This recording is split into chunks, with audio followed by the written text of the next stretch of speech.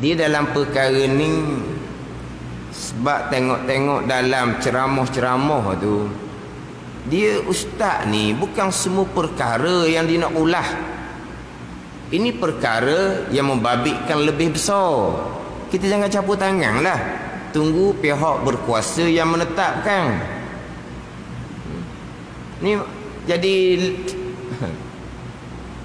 maknanya pada masa khalifah terdahulu berlakunya wabak bawa pada kematian. Apa yang dilakukan oleh khalifah bukan tutup masjid, tutup tempat-tempat maksiat. Lepas tutup tempat maksiat, wabak tu hilang. Itu tetap dah tu. Sebab bala-bala bencana itu mari daripada maksiat yang dilakukan.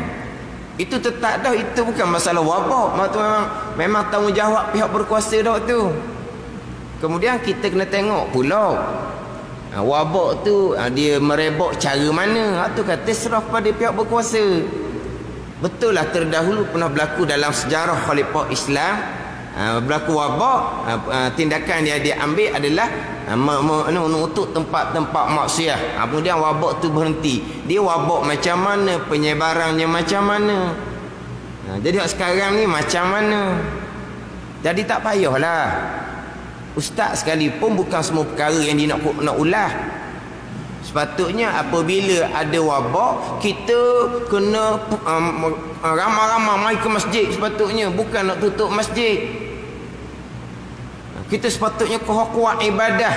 Ibadah bukan hanya di masjid.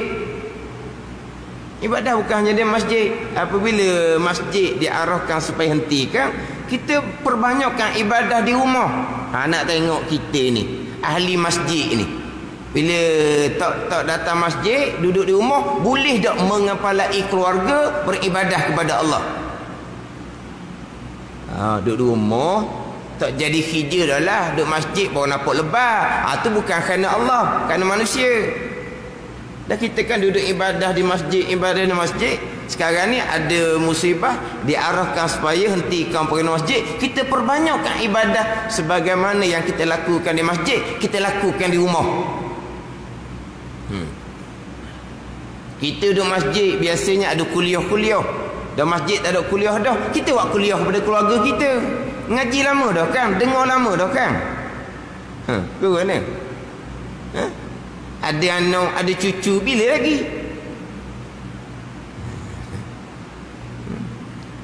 Ni sampai peringkat takut kepada kumang, lebih takut kepada Allah Subhanahu wa taala. Apa benda nak cerita tu? Bertuhankan makhluk, tidak bertuhankan Allah Subhanahu wa taala, macam-macam.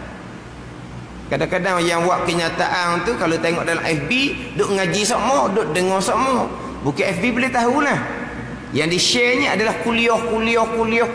Maknanya orang dengar ni. Kenapa mudah-mudah nak tuduh orang Islam bertuhankan makhluk, tidak bertuhankan Allah? Kerana takut pada kumang, tak takut kepada Allah. Dia nak takut kepada Allah ni balik kepada ilmu. Innama yakhshallaha min ibadihil ulama. Orang yang takut kepada Allah, orang yang berilmu. Apabila pihak berkuasa agama menetapkan satu-satu perkara, kenapa tu? Kerana itu tanggungjawab mereka. Mereka takut akan Allah Subhanahu wa taala. Dia takut akan Allah. Allah memerintah kita jangan campur di dalam kebinasaan. Itu perintah syariat. Maka takut akan Allah itulah nak cegah daripada merebaknya wabak tu. Kerana takut akan Allah. Lepas tu, kalau takut akan Allah, kenapa tak main ramai ke masjid? Dah kita beribadah di rumah lah. Kita buat ibadah di rumah. Ada ni, kita berjemaah di rumah. Kita balik kepada hukum fiqh pula. Memanglah kebanyakan ulama kepada orang lelaki afdalnya berjemaah di masjid. Tapi ada pandangan ulama, kalaulah datang masjid menyebabkan keluarga kita hampa daripada berjemaah, ada pandangan ulama mengatakan kalau seumpama tu afdal kita berjemaah di rumah daripada kita berjemaah di masjid. Kita ambil pandangan tu pula sekarang ni. Kalaulah sudah tidak dibenarkan berjemaah di masjid, Ini cerita orang lelaki ni. Orang perempuan memanglah tidak dituntut berjemaah di masjid. Orang perempuan sedang molek barunya. Orang perempuan datang masjid ni hanya untuk menghadiri kuliah agama. Perempuan berjemaah di masjid tidak dituntut. Cuma tidak dilarang. Itu mazhab Syafi'i. Kalau mazhab Hambali, Hanafi larang. Bukan tidak digalakkan, bahkan dilarang.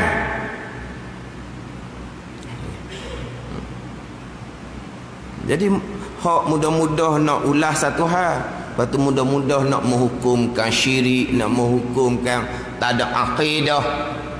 Di mana akidah kita? Sampai ke apa, nak tutup masjid. Nak tutup masjid ini, mai Jumaat itu pekoh, bukan akidah. Jadi dengan berlaku seumpama ni boleh tahulah setara mana pemahaman agama orang kita. Di mana akidah?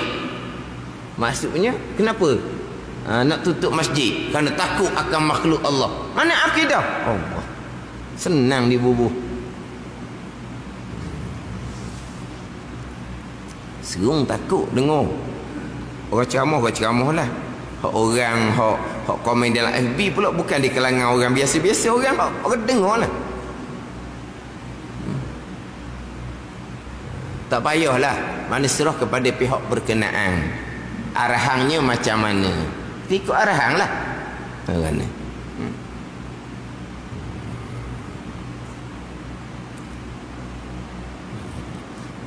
Syirik akan Allah, takut akan makhluk, tidak ada akidah, tidak ada tauhid.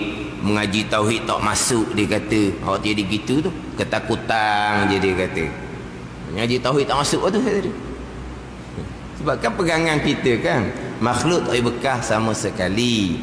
Kesemuanya datang daripada perbuatan itu tak ada. Tapi syariah kita kena jagalah pula. Macam mana kita nak hindari daripada kemudaratan. Dah kemudaratan timbul jalan mana, pihak berkuasa yang menentukan macam mana jalan untuk menghindari daripada wabak tu merebak macam mana. Atau serah kepada mereka yang berkenaan. Mereka yang berkenaan pula buat satu-satu ketetapan tu bukan ketetapan sendiri-sendiri. Mereka bermusyawarah, mereka berbincang. Siapa kita yang nak buat pandai-pandai pulaknya? Mana boleh kita tidak dirikan jemaah? Ini satu benda yang pelik ni, tidak dirikan semai jemaah. Sekarang ni bukan semai jemaah ni. Jumaat pun tidak didirikan. Jumaat pun tidak didirikan, bukan majmuk lima waktu ni. Tapi hak Terengganu tak ada lagi lah. Pada ni hak ulai persetujuan tu dengan Jumaat. Kita majilah hukum pekoh pula. Keuzuran yang menggugurkan fardu kifayah solat berjemaah dan juga menggugurkan fardu ain solat Jumaat. Hujang yang masih lagi kita boleh menghadiri Jumaat, payung banyak, naik kereta pula, hujang tu. Mana kalau kita kata tak berat mana hujang ni sudah menggugurkan fardu ain semai Jumaat. Itu dah hukum pekoh. Hak ni hak berkaitan dengan wabak penyakit pula. Sama telah lah. Tapi kita turut kepada pihak yang berkenaan dalam perkara ni. Tak suruh pandai-pandai lah walaupun kita ada title di hadapan ustaz. Tak payah pandai-pandai lah ni. Tapi kalau sampai peringkat nak persoal akidah tauhid seseorang, janganlah.